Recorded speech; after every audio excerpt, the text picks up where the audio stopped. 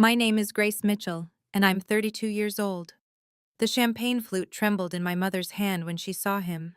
5 years ago, she'd convinced my boyfriend that my sister was the better choice. A nurse with stability, she'd said, not some freelancer playing with computers. Tonight, at my company's international launch, she'd arrived uninvited, ready to claim credit for my success. But when my husband stood to give his speech, her face drained of color. Before I continue, please take a moment to like and subscribe, but only if you genuinely enjoy this story. I'm curious where you're watching from and what time it is there. Now let me take you back to where it all began. Marcus and I met during our sophomore year at NYU. He was pre-med, I was studying graphic design, and we fell into each other like puzzle pieces finding their match. For 5 years, we built something I thought was unshakable. He'd study for his MCAT while I worked on freelance projects, my MacBook balanced on my knees in his tiny apartment.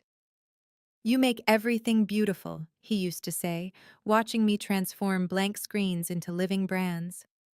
My parents saw it differently. Every Sunday dinner at their Westchester home became a masterclass in comparison. Mom would adjust her Hermes bag, the orange one she bought to celebrate Lauren's nursing degree, and launch into her routine. "Lauren just got promoted to charge nurse," she'd announce, while Dad checked his Rolex, a habit when discussing serious matters. Such stability, such respect. I'd been freelancing for 3 years by then, building a client base that spanned from Silicon Valley startups to Manhattan boutiques. But to them, I was just playing on computers. Lauren would sit there, pristine in her scrubs even on weekends, absorbing the praise like a plant in sunlight. She was 4 years younger, but somehow decades ahead in their eyes. The golden child with the real career. "Grace is creative," Mom would concede, the word creative dropping from her lips like a consolation prize. "But in this economy, stability matters. Marcus deserves someone who can contribute equally to a household." The irony wasn't lost on me. My freelance income often exceeded Lauren's nursing salary, but 1099s didn't carry the same weight as W-2s in their world. I should have seen the storm coming when Marcus started nodding along to their speeches instead of squeezing my hand under the table. The campaign to separate us began subtly. A Michelin-starred dinner at Le Bernardin, supposedly to celebrate Dad's promotion to senior partner. Mom had orchestrated the seating perfectly. Lauren next to Marcus, me at the far end discussing artistic things with her book club friend. "Marcus, you must tell Lauren about your residency applications," Mom said, her voice carrying over the clink of crystal. "Lauren knows all the best hospitals, don't you, sweetheart?" Lauren leaned in, her Cartier watch catching the light. "Presbyterian has an excellent cardiology program. I could introduce you to the chief resident." I watched Marcus's eyes light up in a way they hadn't when I'd shown him my biggest contract yet. A complete rebrand for a tech startup. Suddenly, my achievements felt like watercolors in the rain. "Grace's little design business is sweet," Dad interjected, emphasizing little like a pat on a child's head. "But Lauren here, she's on track to be head nurse by 30, real career progression." "It's not little," I said quietly. "I just landed a $50,000 contract." Mom's laugh tinkled like breaking glass. "One contract isn't a career, darling. Marcus needs a partner who can provide consistent support. Medical school debt is no joke." Marcus had been quiet, cutting his Dover sole with surgical precision. Then he looked up. "Stability is important," he said slowly, not meeting my eyes. "Maybe your mom has a point about planning for the future." That night he was distant on the drive home. "Your family just wants what's best for us," he said when I tried to discuss it. "Maybe I should think more practically about our future." The word "our" was already starting to sound like "my" in his mouth. 3 days after that dinner, my phone rang at 7 a.m. "Harrison Associates, the law firm that had handled my grandfather's estate. "Miss Mitchell, we need to discuss some confidential matters regarding your inheritance." Mr. Harrison's voice was carefully neutral. "Can you come in today? Alone?" I sat in their Madison Avenue office, all mahogany and leather-bound books, as Mr. Harrison slid a folder across the desk. The Sterling Tech logo gleamed on the letterhead. "Your grandfather left very specific instructions," he began. "You've inherited 45% of Sterling Tech Corporation's shares. Current valuation, approximately $900 million." The room spun. Grandpa had been secretive about his work, always calling himself a simple engineer. Mom had complained about his modest estate when he passed. A small house, some bonds.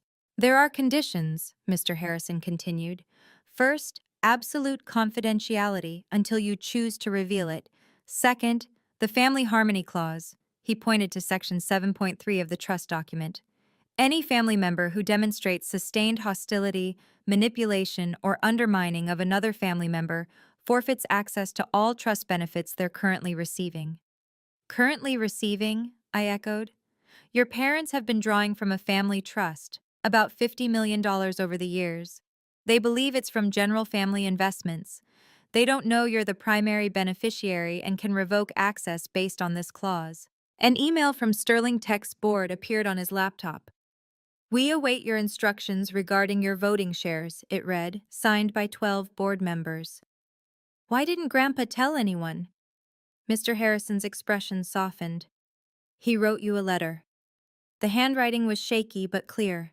"My dear Grace, your parents never saw your light, too blinded by conventional success. This is your shield and sword. Use it when they try to dim you. Love, Grandpa." I left with the documents in a safety deposit box and a secret that could change everything. But first, I needed to see if Marcus would choose me without knowing what I was worth. Mom's campaign escalated with strategic precision. Coincidental meetings became orchestrated invasions. Lauren suddenly needed rides to the hospital that passed Marcus's apartment. She'd appear at his study groups with homemade meals, playing the devoted caregiver. "I brought extra lasagna," she'd say, touching his shoulder. "You need proper nutrition during finals." Meanwhile, my freelance schedule, which Mom somehow always knew, became ammunition. "Oh, Grace is probably sleeping in again," she'd tell Marcus when I was actually pulling all-nighters for clients. "The freelance lifestyle, you know, so unpredictable." I discovered their group text by accident when Marcus left his phone unlocked. Mom had created family planning with Lauren and Marcus. No invitation extended to me. "Marcus deserves stability," Mom had written. "Lauren can offer that." "I just want him happy," Lauren replied, followed by heart emojis. Marcus's response made my stomach drop. "You're right. I need to think practically." When I confronted him, he got defensive. "They're just looking out for me. For us." "There is no us in that chat, Marcus. I'm not even included." He ran his hands through his hair, a gesture I once found endearing. "Maybe that's the point, Grace. Maybe everyone sees something you don't. Lauren's got her life together. She knows what she wants. And I don't? You're talented, but talent doesn't pay mortgages. It doesn't fund kids' college. Your parents are right. I need someone stable." The word stable had become a weapon, and they all wielded it against me.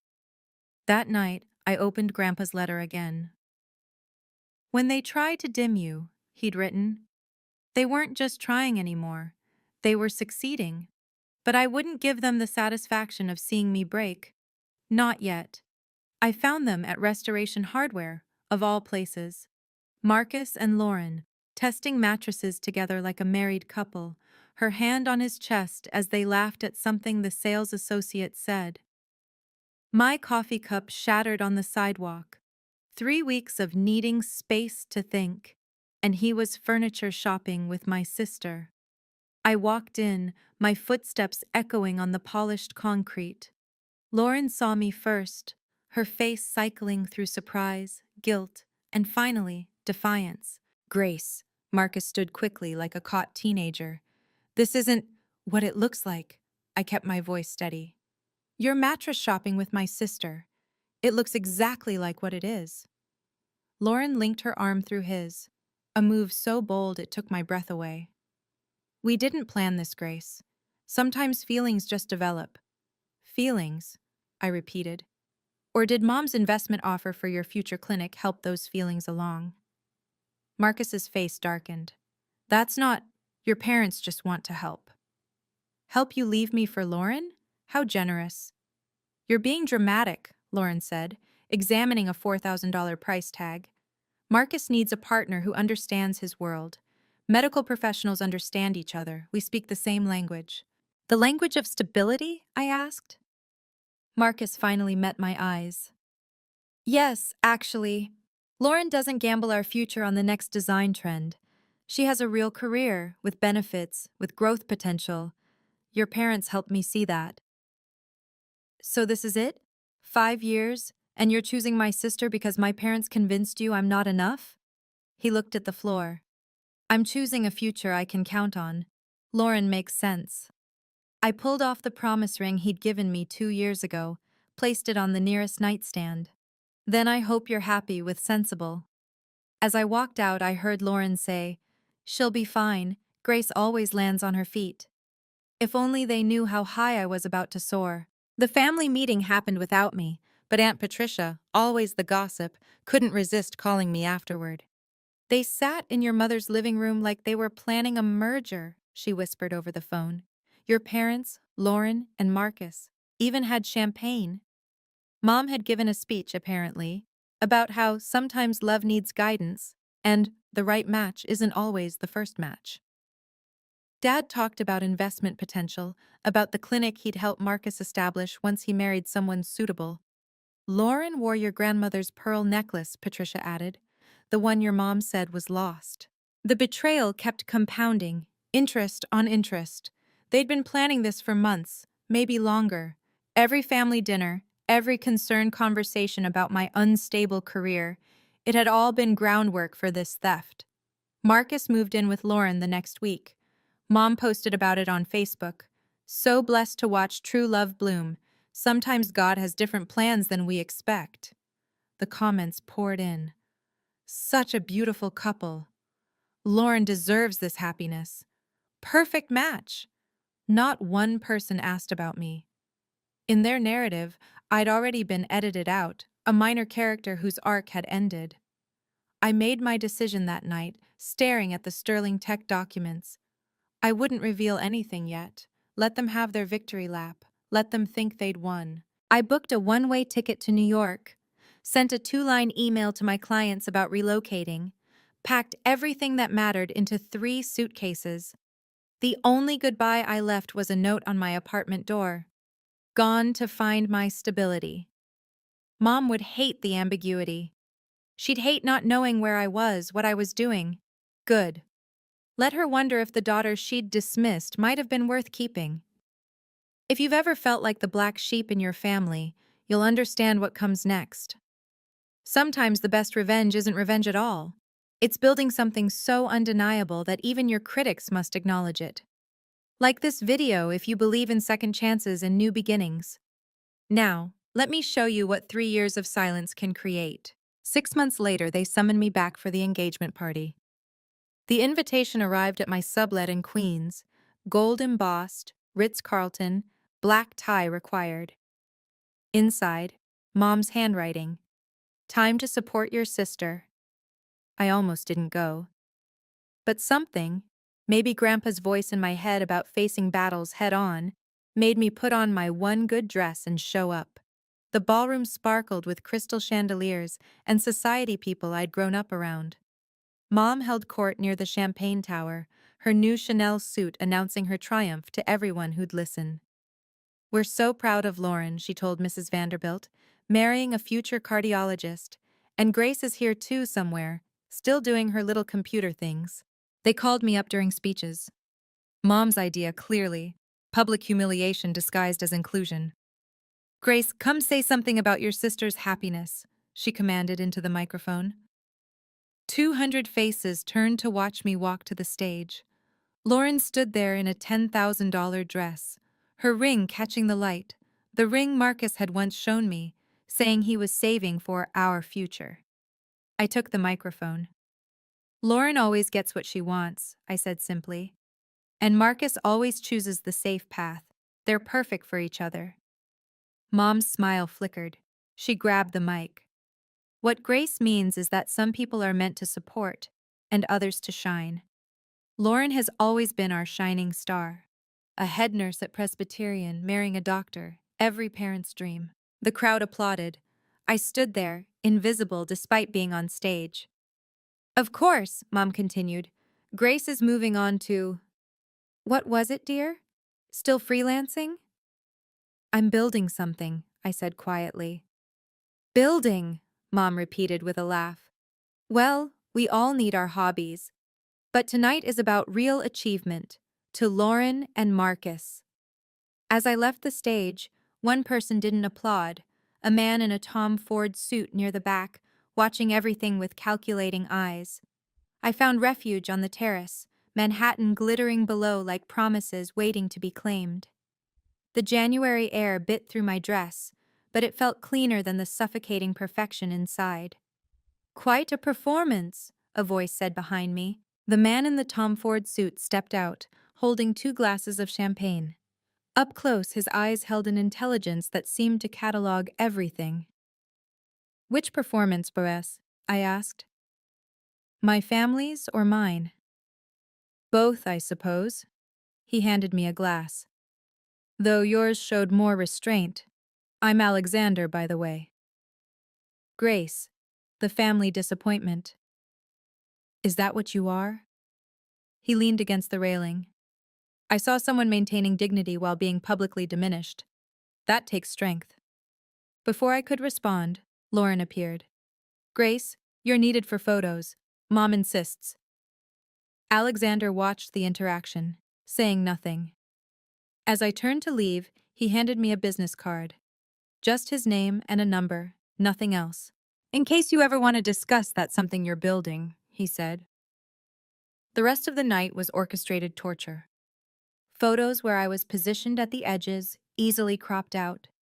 Toasts where my absence from Lauren's future was celebrated.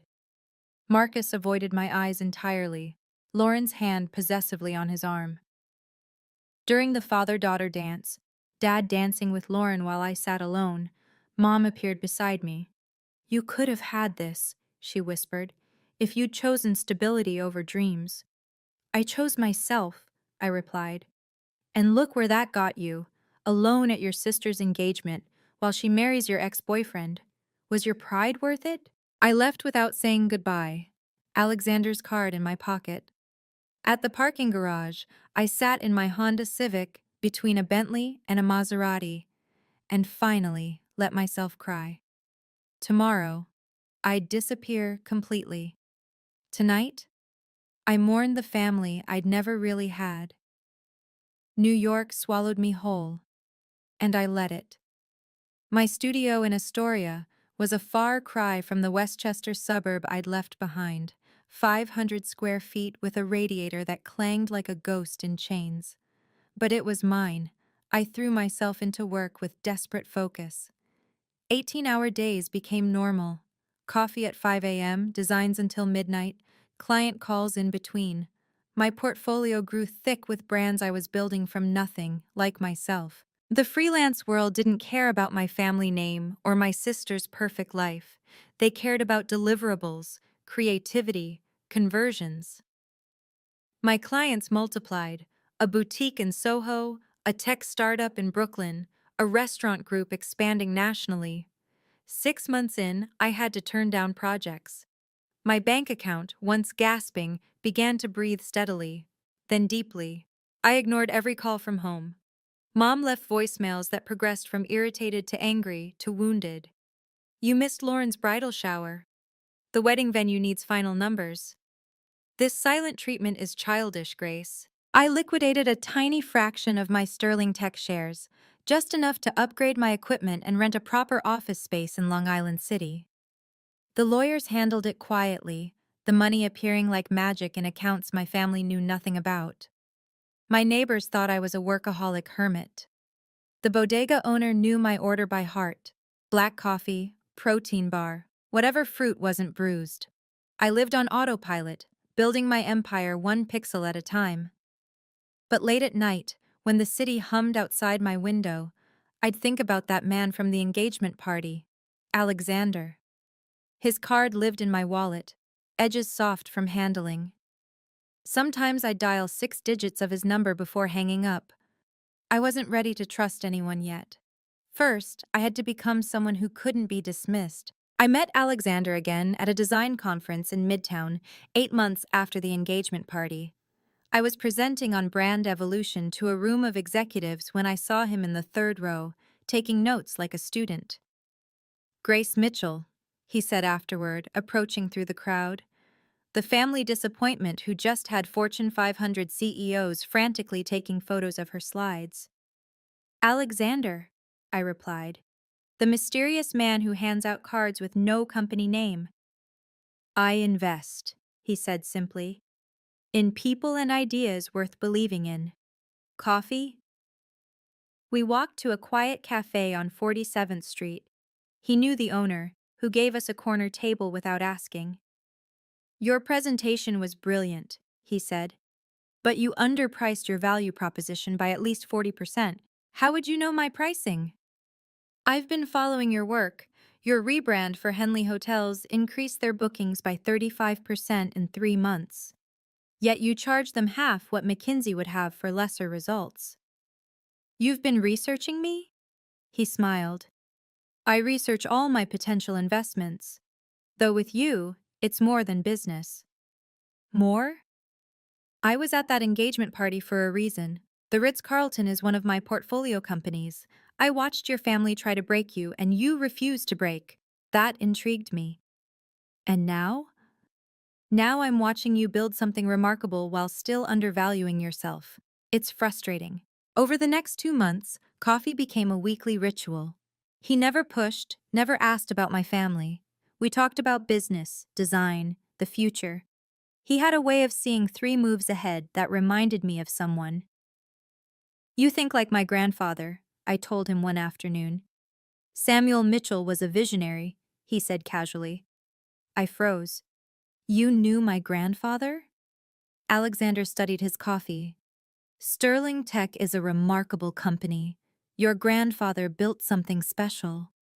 He knew. Somehow, he knew everything. And he was waiting for me to trust him with the truth." Lauren's wedding invitation arrived wrapped in gilt and expensive paper. Embossed roses, letterpress printing, a venue I recognized, the Sterling Tech Foundation's private estate in the Hamptons. The irony was almost poetic. She was getting married at a property my inheritance funded, and she didn't even know it. Mom's note was tucked inside. "Whatever happened between us, family stands together. Lauren needs her sister there. Don't let your pride ruin her day." My pride. As if I was the one who'd orchestrated the theft of a 5-year relationship. The text started immediately. "Dad, your mother is making herself sick over this. Come home. Lauren, I know things are weird, but you're my maid of honor, always have been in my head. Even Marcus. Grace, please, we all want you there. We can be adults about this." Adults. He meant I should smile while they celebrated their betrayal on property my money maintained. Alexander found me staring at the invitation during our coffee meeting. "The Sterling Estate," he noted. "Beautiful venue. The foundation does wonderful work. My family has no idea the foundation exists because of my grandfather. But you do." He leaned back. "The question is, what are you going to do with that knowledge?" "Nothing. I'm not going." "You could go and say nothing. Or," he paused, "you could go and say everything." "With what proof? They'd call me delusional." He pulled out his phone, showed me an email. "The foundation board meets quarterly. I happen to know they keep meticulous records about their benefactors. Your name is on every document." "You're on the board?" "I'm many things, Grace, including someone who believes you deserve to be seen for who you really are." The invitation stared up at me. Lauren's wedding date circled in gold. 3 months away. 3 months to decide if I'd stay invisible or finally step into the light. Everything changed with one email. "Miss Mitchell, Tesla's design team would like to discuss a comprehensive rebrand for our charging station network. Budget $2.5 million. I read it 6 times before believing it. Alexander was sitting across from me at our usual cafe, watching my face. "This is you," I said. "This is them recognizing talent. I may have mentioned your work to someone who mentioned it to someone else, but they wouldn't care if you weren't exceptional." The contract negotiations took 3 weeks.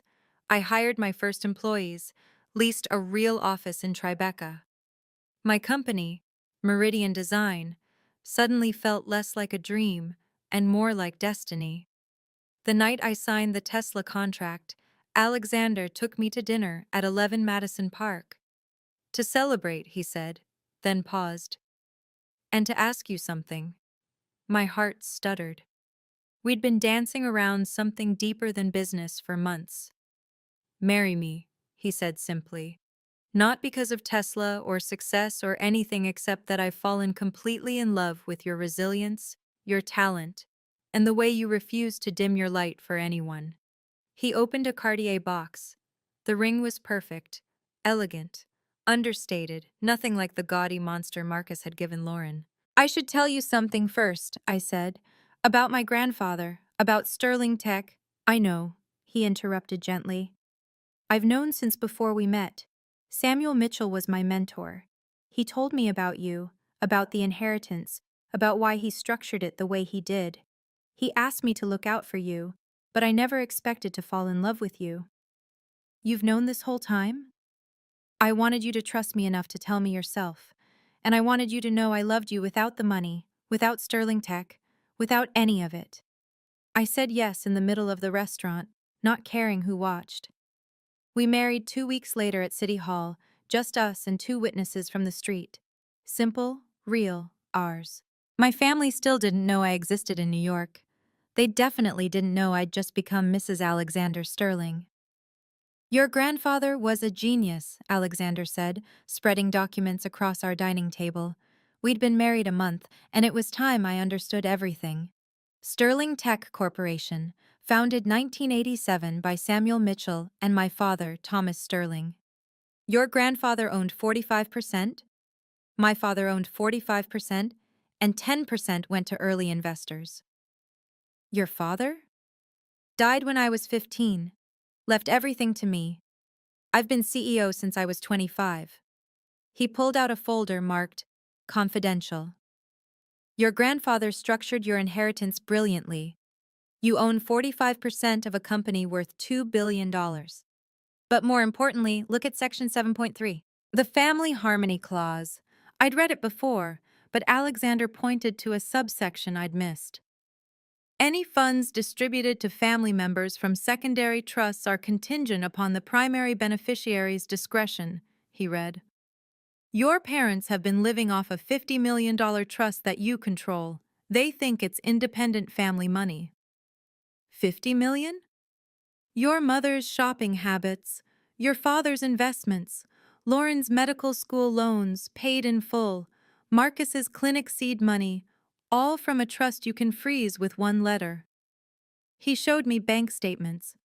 The family trust had paid for everything: the Westchester house, the cars, Lauren's wedding venue, even Mom's Hermes collection. Your grandfather set it up so they'd be comfortable but never know they were dependent on your goodwill. He wanted you to have power when you needed it. Why didn't the lawyers tell me this? You weren't ready. You needed to build your own success first. But now, he pulled up an email from the Sterling Tech Board. "They want to meet you, the mysterious Mitchell heir, my wife." Do we tell my family? That's your choice. But Grace, they've been living off your inheritance while telling you that you're worthless. The wedding is in 6 weeks. If you wanted to correct that narrative. I thought about Grandpa's letter. When they tried to dim you, they hadn't just tried, they'd nearly succeeded. Not yet, I decided. Let them have their wedding, then we'll see. The forensic accountant Alexander hired was thorough. Every dollar from the family trust, traced and documented. Your parents have withdrawn $50 million over 15 years, she reported. But here's what's interesting. They've told everyone, including the IRS, that this money came from your father's investments. They lied. They believed the lie. The trust was structured to seem like returns from a portfolio your father managed. But look, she showed me transaction records. Every withdrawal coincides with family events. Lauren's college, $200,000. Her med school, $350,000. Your parents' house renovation, $2 million. And for me? She pulled up another screen. They withdrew $15,000 for your college, nothing else, ever. The disparity was staggering. Lauren's wedding alone was costing $500,000. From my trust. The Sterling Tech Hospital wing where she worked? My grandfather's donation, which got her the job. There's more, the accountant continued. Marcus's clinic received a $3 million grant from the Sterling Tech Foundation. Your mother is listed as the referring party. She's been using your family's connection to Sterling Tech without knowing you own it. Alexander watched my face carefully. They've built their entire lifestyle on your inheritance while telling you you're not stable enough to succeed. Can we stop it? One letter to the trustees. The harmony clause is clear. Family members who undermine or emotionally abuse the primary beneficiary lose access. We have 5 years of evidence. I thought about every dinner where they'd called me unstable. Every time they'd said Lauren deserved better. Every moment they'd made me feel worthless while spending my money. Not yet, I said. I want them to see what they threw away first. Then I want it to be public. Alexander smiled. Your company launch is in 8 weeks, right after Lauren's wedding. Perfect timing, I agreed. Let them have their last party on my dime. Meridian Design's international launch would be everything Lauren's wedding wasn't. Earned, not inherited. I hired the best event planner in Manhattan, but every decision was mine. The Plaza Hotel, I told her. The grand ballroom, 500 guests. That's ambitious for a design firm launch. We're announcing partnerships with Tesla, Henley Hotels, and 3 Fortune 500 companies. Plus, my husband owns Sterling Tech. We can afford ambitious. She didn't know my maiden name. To her, I was just Grace Sterling, Alexander's wife, the designer who'd seemingly appeared from nowhere. Alexander helped craft the guest list. Tech CEOs, venture capitalists, media moguls, and strategically placed Sterling Tech board members who'd been asking about the Mitchell heir for years. Don't send my family an invitation, I said. They'll find out anyway. How? Mom has Google alerts for anything involving Sterling Tech. When the press release goes out about the CEO's wife launching her company, she'll see it. We planned every detail. The presentation screens would show my company's growth, but I kept one slide hidden, a family tree showing my grandfather's ownership of Sterling Tech, my inheritance, and exactly where the family money originated. You're going to destroy them, Alexander said one night, finding me rehearsing my speech. No, I'm going to tell the truth. If the truth destroys them, that's their choice. He pulled me close. Your grandfather would be proud. You think? He always said you had steel in your spine. Your family just kept trying to bend it. 3 days before Lauren's wedding, I had my lawyer prepare the documents. One letter to freeze the trust. One press release about my inheritance. One cease and desist for when they inevitably tried to claim credit for my success. Having second thoughts? Alexander asked, seeing me stare at the papers. No, I said. I'm just amazed it took me this long to realize I was never the failure in this story. Power isn't about revenge, it's about truth. When you've been dismissed and diminished, sometimes the universe conspires to balance the scales. If you're invested in seeing justice served with class and dignity, hit that subscribe button. What happens next changed 5 lives forever. They arrived 40 minutes into the launch, sweeping in like they owned the place. Mom wore new Valentino, my trust money, no doubt, with Lauren and Alexander McQueen and Marcus in Armani. Dad had his phone out, already taking photos. There she is, Mom's voice carried across the plaza's grand ballroom. My daughter, the CEO. 500 guests turned to watch them push through the crowd. The tech journalist perked up, sensing drama. Lauren reached me first, air kissing like we were best friends. Grace, you should have told us. Sterling Tech, really? We always knew you'd amount to something, Mom announced loudly, attracting a circle of listeners. We supported her from the beginning, you know. Family investment in her future. I stood perfectly still, champagne untouched. Alexander's hand found mine, steadying. Mrs. Mitchell? A reporter approached. You must be so proud of Grace's success. Oh, we are, Mom preened. We funded her start, you know. Family money. We always believed in her vision. The lie was so bold, so absolute, that I almost admired it. Marcus stepped forward, extending his hand to Alexander. You must be the husband. I'm Marcus, Grace's old friend. Her ex-boyfriend, Lauren corrected, linking her arm through his. But that's ancient history. We're all family now. Speaking of family, Dad interjected, spotting a Sterling Tech board member. We should discuss increasing our involvement with the company. As founding family members, we have ideas. Founding family? Alexander's voice was dangerously quiet. Well, yes, Mom said.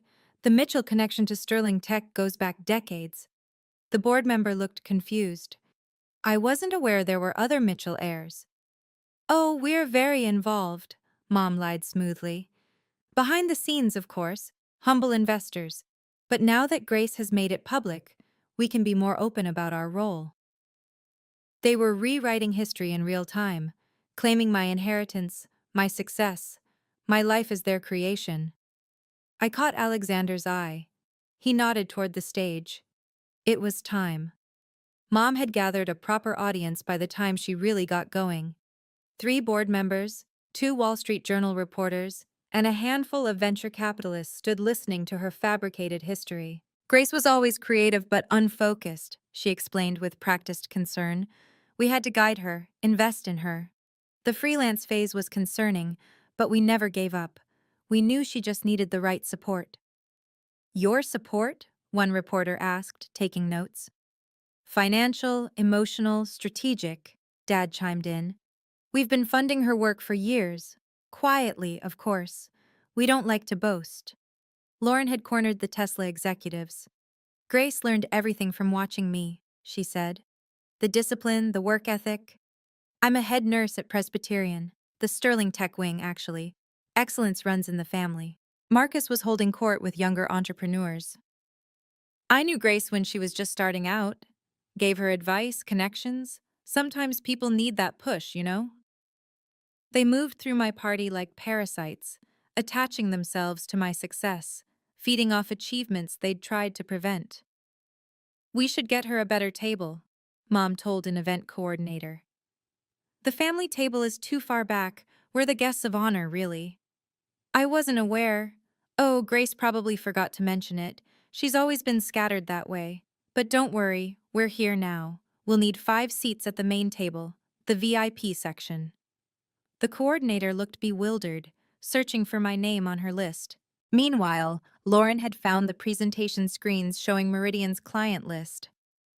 Oh, how wonderful! Though really, she should add that this was a family effort. Mom, come see. They stood there, in my accomplishment, trying to paint themselves into a picture they'd tried to burn. Mr. Sterling, Dad approached Alexander with an extended hand and a salesman's smile. We should discuss Grace's future with Sterling Tech. As her father, I have some thoughts about her trajectory. Alexander's expression was carved from ice. Her trajectory? Well, yes. She'll need guidance. She's talented but impulsive, gets that from her mother's side. But with proper family oversight. Family oversight, Alexander repeated slowly, like he was tasting poison. Every word they spoke dug their grave deeper. They didn't know it yet, but the recording devices at every table were capturing everything. Evidence for what came next. I walked to the podium with the calm that comes from knowing exactly how a story ends. The room quieted, 500 faces turning toward the stage. Good evening, I began. Thank you all for joining Meridian Design's international launch.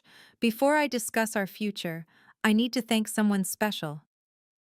Mom preened in her commandeered VIP seat, ready to accept recognition. My husband, I continued. Alexander Sterling. Alexander stood from our table, the actual VIP table, and the spotlight found him. Gasps rippled through the crowd as people connected the dots. The Sterling Tech CEO, my husband. Mom's champagne glass froze halfway to her lips. Alexander believed in me when my own family called me unstable, I said evenly.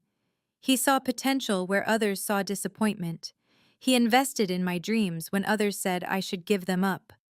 Lauren grabbed Marcus's arm. Dad's phone clattered to the table. But Alexander wasn't the first Sterling to believe in a Mitchell, I continued. My grandfather, Samuel Mitchell, co-founded Sterling Tech with Alexander's father in 1987.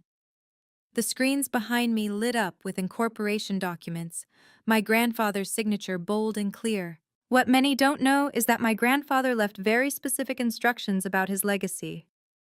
I clicked to the next slide, the family tree, showing my 45% ownership. I inherited my grandfather's shares 3 years ago. I own 45% of Sterling Tech Corporation. The room erupted in whispers. Reporters typed frantically. Mom's face had gone from red to white to gray. I've been blessed, I said, voice carrying clearly, to build Meridian Design from nothing while knowing I had a safety net I never needed to use. My grandfather believed in earning success, not inheriting it. But, I paused, meeting my mother's eyes.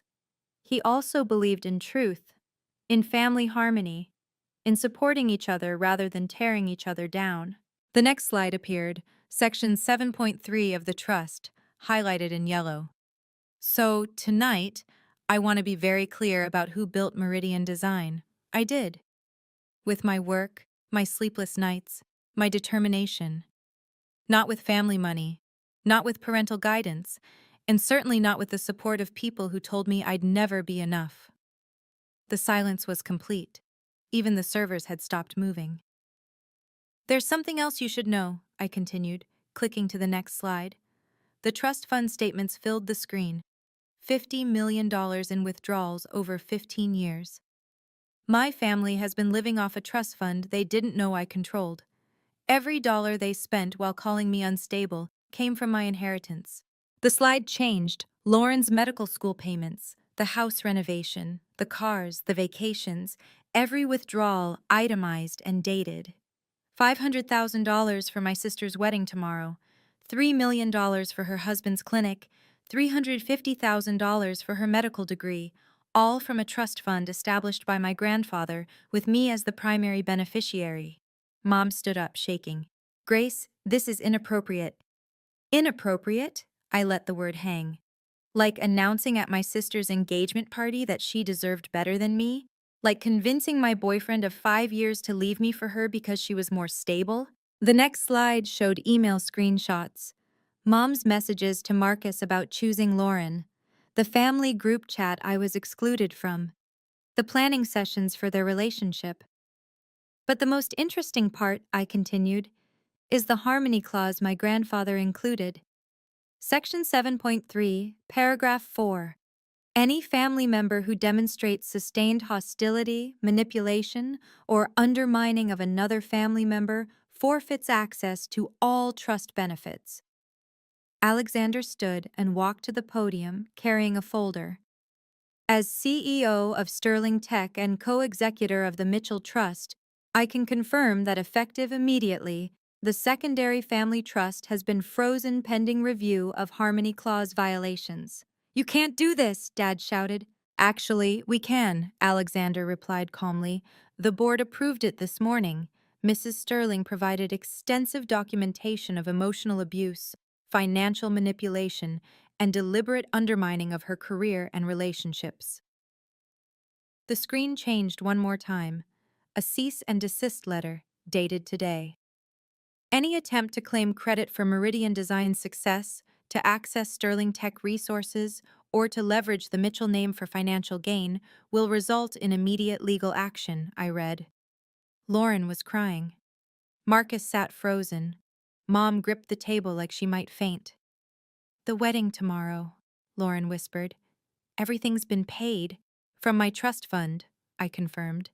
"Consider it my wedding gift, the last thing my money will ever buy you." Security approached their table.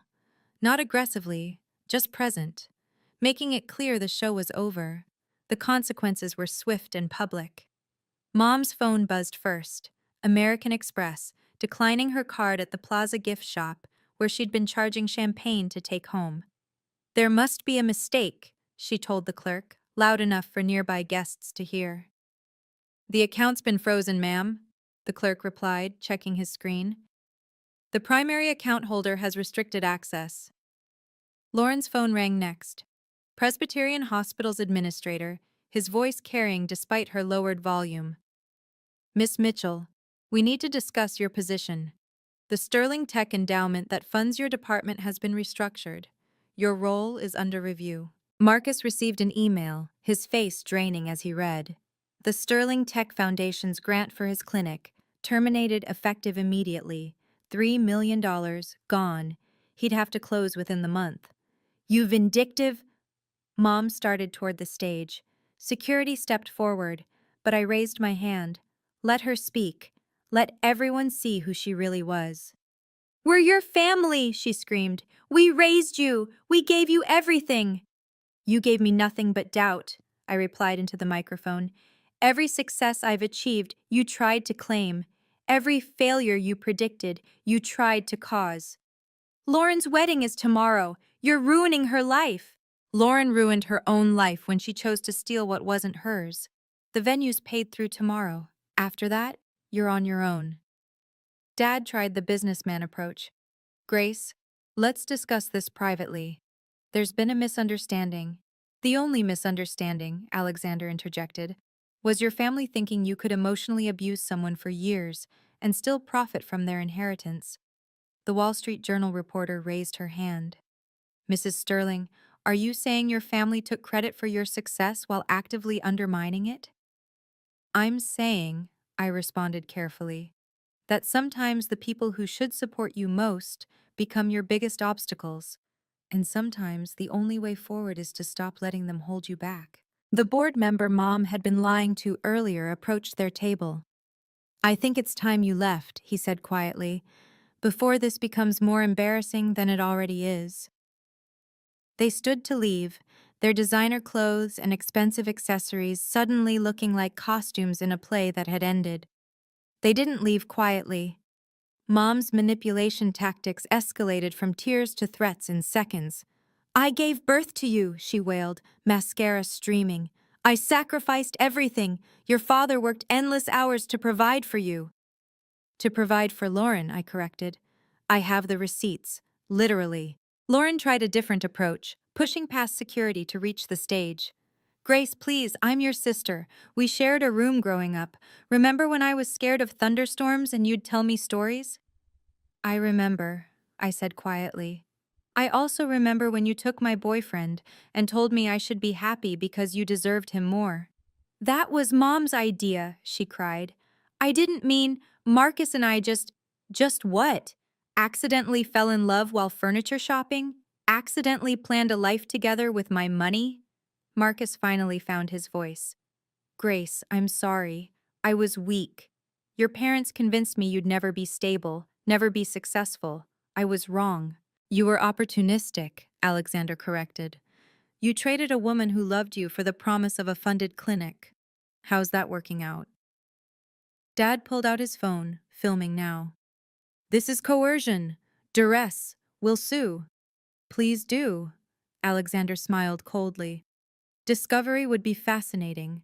Shall we discuss the tax implications of $50 million you claimed came from your investments but actually came from Grace's trust?" That shut him up. Tax fraud wasn't a road they wanted to travel. Mom made one last attempt, falling to her knees in front of the crowd. "Please, Grace, don't do this. We're family. Family forgives." "Family supports," I countered. "Family celebrates. Family doesn't sabotage. You taught me that family was conditional on success. But only Lauren's success, never mine." "The wedding guests are arriving in 12 hours, Lauren sobbed. What do I tell them? The truth, I suggested.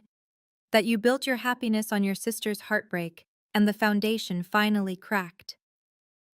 Security moved in, gently but firmly escorting them toward the exit.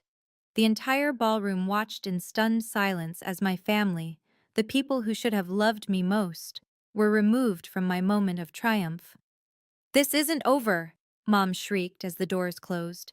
"You'll regret this. You'll come crawling back when you need us." But I wouldn't. We all knew I wouldn't. I'd built something they could never take credit for, never tear down, never diminish. I'd built myself. The lawyers moved efficiently. Within minutes of my family's exit, 3 separate legal teams converged on the situation. Sterling Tech's general counsel approached with documents.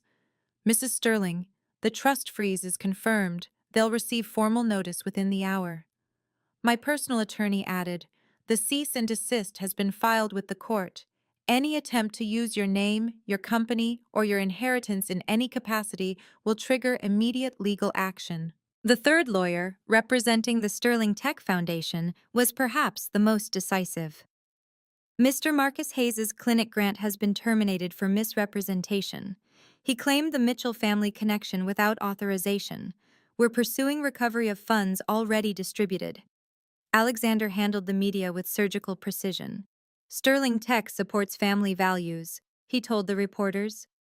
"But family means mutual respect and support, not exploitation and manipulation." The plaza's security chief approached. "Mrs. Sterling, we've documented everything. If you need witness statements for any legal proceedings, we have 17 staff members who observed the confrontation." "Thank you," I said, then turned to address the room one more time. "I apologize for the disruption," I announced. "This wasn't how I planned to launch Meridian Design, but perhaps it's fitting. My company was built on authenticity, on refusing to be something I'm not to please others. Tonight, you've seen the real story." The crowd erupted in applause. Not polite, obligatory clapping, but genuine support. Several investors approached Alexander about increasing their positions. 3 new clients signed contracts before the night ended. As the evening wound down, the Sterling Tech board member who'd witnessed Mom's lies pulled me aside. "Your grandfather would be proud," he said quietly. "He always said you had more strength than anyone realized. He structured that trust specifically to protect you from them. He knew? He knew everything. Why do you think he kept it secret? He wanted you to build your own success first, so when this moment came, no one could claim they made you." The papers would run the story for weeks. "Heiress exposes family's exploitation." "The Mitchell Trust Scandal." "From rejected to respected. Grace Sterling's rise." But I didn't care about the headlines. I cared that the truth was finally, irrevocably, out. I returned to the podium one last time, the room settling into attentive silence. "Meridian Design isn't about family drama or inheritance battles," I began. "It's about the belief that creativity and determination can transform industries. It's about the clients who trusted an unknown designer with their brands. It's about the team who worked 18-hour days to meet impossible deadlines." The screens behind me shifted to showcase our work: the Tesla charging stations, the Henley Hotel's rebrand, the Fortune 500 campaigns. Success isn't inherited, it's earned. It's built on sleepless nights and rejected proposals and getting up every time someone tells you you're not enough. I found Alexander's eyes in the crowd. "It's about finding people who see your potential when others only see your flaws, who invest in your dreams when others call them fantasies." My grandfather left me more than money. He left me the freedom to fail and succeed on my own terms. My husband gave me more than his name. He gave me the confidence to claim my own. The room was silent, hanging on every word. So tonight, I'm not celebrating revenge or vindication. I'm celebrating resilience. The resilience of everyone who's been told they're too unstable, too creative, too different to succeed. I raised my champagne glass. To the freelancers, the dreamers, the ones who choose uncertain paths. To the black sheep who become the wolves. To building something from nothing and refusing to let anyone claim they gave it to you. To Meridian Design, and to everyone who refuses to dim their light for anyone else's comfort. The standing ovation lasted 3 minutes. Orders flooded in, partnerships materialized. By morning, Meridian Design would be valued at $100 million. But more importantly, I'd finally said everything I needed to say. The truth had set us all free, just in very different ways. 6 months later, the landscape had completely changed. Lauren worked night shifts at a community clinic in Queens. The Presbyterian position evaporated with the Sterling Tech funding, her reputation tainted by the very public scandal. She'd kept Marcus's last name after the divorce. Yes, divorce. Without the clinic funding, without the lifestyle my trust had provided, their marriage lasted exactly 4 months after the wedding. Marcus declared bankruptcy.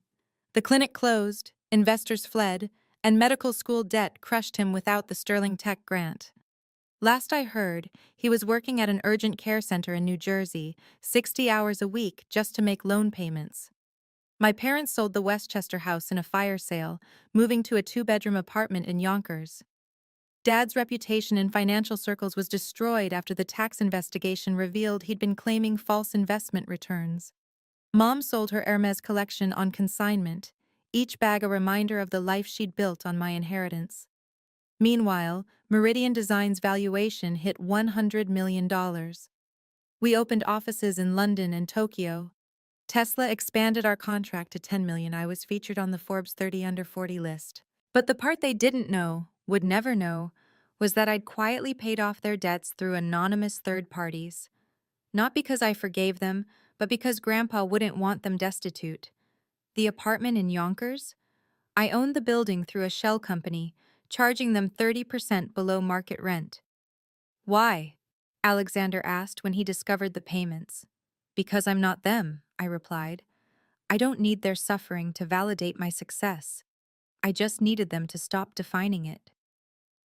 We established the Samuel Mitchell Foundation for struggling artists and designers, kids whose families didn't believe in their dreams. First-year funding, $20 million from my Sterling Tech dividends. Lauren applied for assistance from the foundation. She didn't know I'd see the application, of course. Under family support, she'd written, none, estranged from successful sister.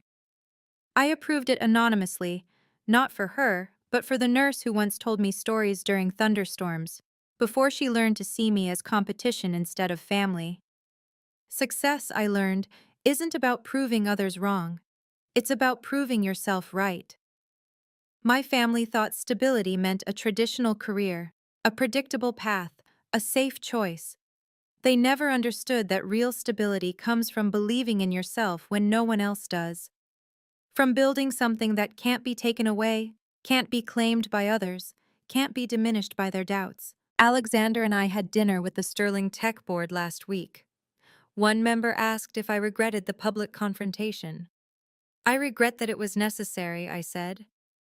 But boundaries aren't cruel. They're essential. My family spent years telling me I wasn't enough while living off my inheritance. That's not love. That's exploitation. We don't speak anymore. I don't know if Lauren still works nights or if Marcus found peace with his choices. I don't know if my parents blame me or themselves. I released them all, not with forgiveness but with finality. Some bridges once burned light the way forward. Grandpa was right in his letter. They tried to dim my light, but what they never understood was that their darkness only made me burn brighter. Every insult became fuel. Every comparison became motivation. Every rejection became redirection towards something better. Blood makes you related. Loyalty makes you family. And sometimes the family you choose, a husband who sees your worth, mentors who believe in your vision, clients who trust your creativity, is worth more than the family you're born into. My name is Grace Sterling now. I built an empire from rejection. I found love in unexpected places. I learned that the best revenge isn't revenge at all. It's success they can't claim, happiness they can't touch, and a life they can't diminish. And that's enough. More than enough. It's everything. Thank you for joining Grace's journey from rejection to recognition. If you've ever been underestimated by those who should support you most, remember, your worth isn't determined by others' opinions, but by your own persistence. Share your own story of overcoming family doubt in the comments. Like this video if you believe in setting healthy boundaries, and subscribe for more stories of quiet strength prevailing over loud criticism. What would you have done in Grace's position?